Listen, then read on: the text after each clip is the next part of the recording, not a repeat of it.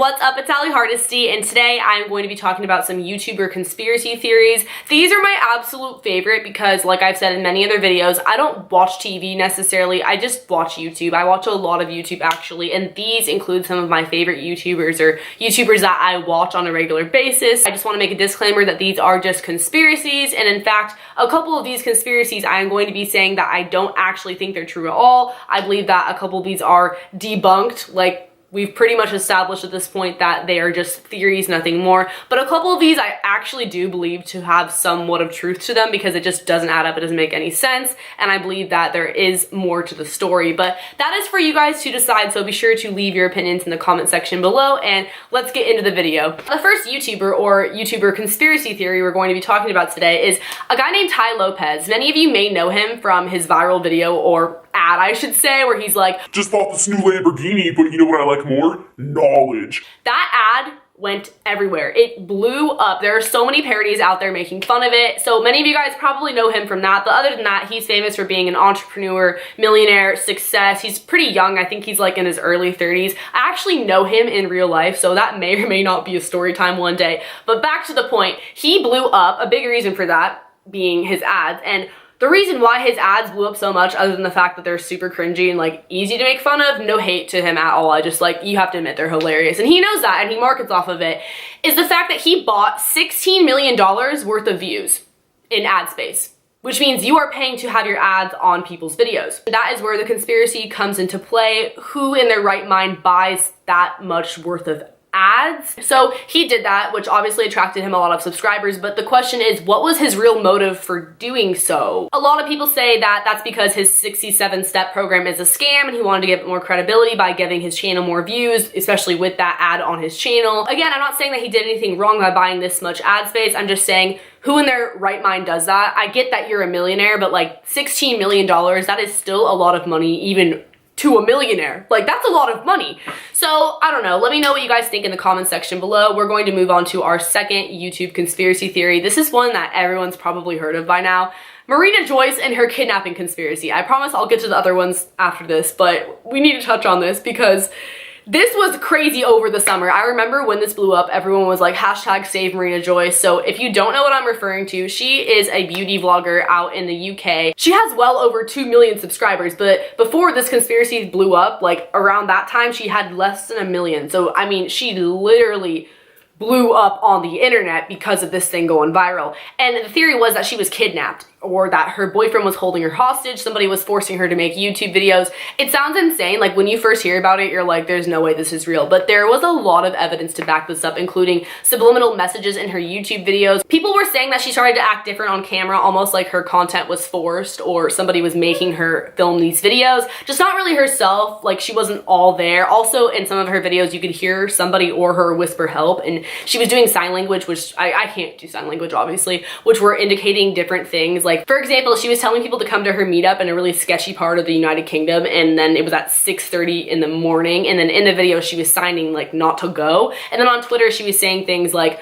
hope everyone likes pancakes, aka help, like the capital H in hope, the capital E in everyone. You get the idea. Just a lot of things like that, and we're like, girl, are you trying to get us to call the police? Like, I don't know. The police actually ended up going to her house and she appeared to be fine, but people were still saying that ISIS had abducted her, that the police were lying. And then in her tweets, it was really confusing because she would like people's tweets where they were like, if you're not okay, like this tweet. A lot of people think that this was a publicity stunt. She claims that it was a publicity stunt done by her viewers, that just one thing led to another and it got really blown out of proportion. Anna Campbell, my girl, she came out with a video, which is now on private, but I'm pretty sure she's gonna public it again soon, where she talks about how Marina Joyce may or may not be schizophrenic. I have no idea, not making any claims, but it made a lot of sense. If you guys did watch that video, it got a couple million views. So yeah, maybe that's the case. I don't really know. I don't think she was kidnapped because at this point, like, she seems to be okay. She keeps putting up videos. But we're gonna move on to our third conspiracy theory, which is about Tana Monegeau. And I actually met her and I talked about this with her, and she was saying how it's like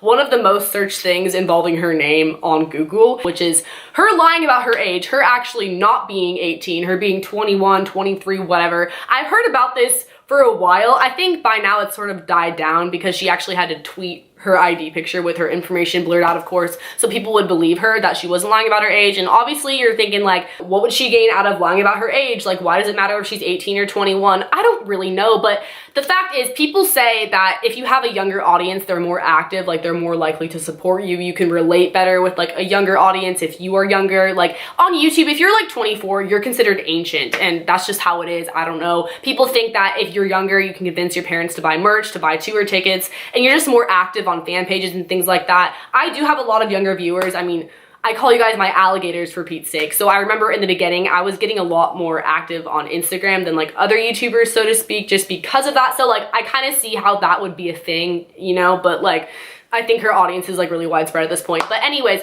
people think that she lies about her age for a few reasons. For example, she graduated online school. Like she didn't graduate with her class. Like she graduated early online school. And some people are like, oh yeah, show us the receipts. Like, did you really graduate online school? Like, that's not adding up. You might have just graduated the year before and you're lying about what class you were in. So that's one reason why people think that she's actually like 21 or older. Another reason is that she participates in raving, that she goes to a lot of raves, and raves are so much fun. A lot of the lit raves, they're like 18 plus. EDC, for example, I believe Coachella might be, maybe not, but either way, she's been to 18 plus raves, like she has been, and she turned 18 over the summer, and she was doing that like long before she turned 18. She claims that it's because she has connections, which I'm sure she does, and on top of that, I mean, everyone has fake IDs, like, let's be real. I have been to raves. It's so easy to get in if you're not 18, like, that's just how it is. I didn't go to raves until I was 18, but still. Another reason why people say that she's lying about her age is the fact that she said she's been working since she was 14, and she's cleared this up by now, saying that she had a work permit. That's why she did that, but people were saying like,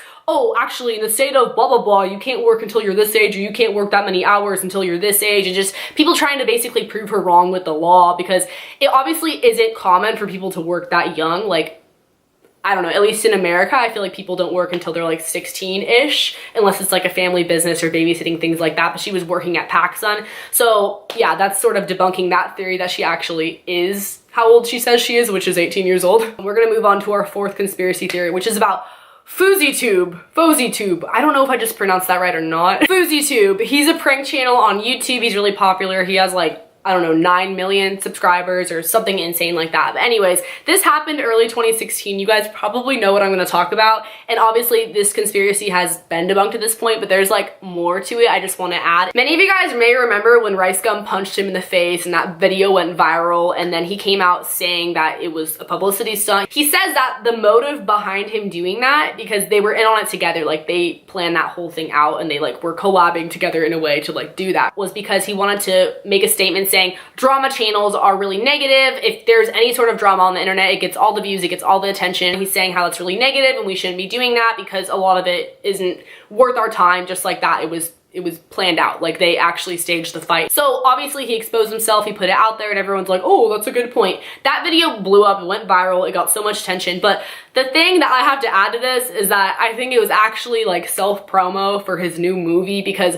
right after that, he put out the official trailer to the movie he was in with a bunch of other big stars. So come on, like, do you think he just randomly did that? I don't know. I'm kind of 50-50 on that one. And again, there's nothing wrong with that. Like, it's business, it's smart, but it was just kind of too perfect timing, you know what I mean? This brings us to our fifth and final conspiracy theory. I saved this guy for last because honestly, like, I feel like he's kind of the most irrelevant one at this point, and I think what he did is like the shadiest, because I actually believe this happened. Like, I really, really do. That is Rich Kids TV, and you guys might know where I'm going with this, and I'm gonna get really sort of ranty. I think this is super messed up if this happened, but again, it's all speculation. Like, who really knows? Basically, this guy, this prankster on YouTube, he said that he was holding a raffle, kind of like a giveaway, but basically you buy tickets to enter the raffle, and like you know what a raffle is, right? Through a PayPal link, mind you, like kind of sketchy. Each ticket that you bought was $1, and it all accumulated to be around $100,000. That's like what people are estimating at this point. He did actually include a picture where it was like